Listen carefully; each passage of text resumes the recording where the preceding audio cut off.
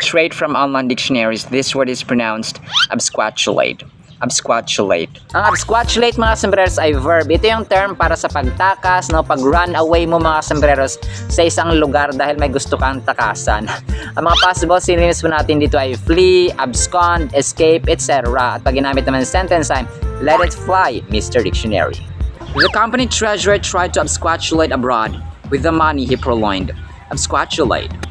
At ito ang konting kalamang dapat na alam mo kung tayo ay nasakop ng mga Espanyol o Kastila mga sombrero sa loob ng 333 from 1565 hanggang 1878. Ilang taon kaya tayo nasakop ng mga Hapones? Tayo ay napailalim sa Japanese regime ng humigit kumulang sa 3 taon, simula 1942 hanggang 1945. That's according sa University of Hawaii at National Museum of New Orleans. At yan ang konting kalamang dapat na alam mo mula rito sa Davao del Norte. Itong yung hamak na lingkod kasombrerong Dennis na nagsasabing ang buhay ay mas lalo nagiging masaya, mas lalo nagiging puno ng faith, hope, and love pag si Lord Jesus Christ ang ating Panginoon tagapagligtas at pag-asa. Muli po, maraming salamat mga sombrero sa sumasama sa journey ng learning, ng wisdom, ng knowledge. See you sa next episode. Paalam po. I love you all. Bye-bye!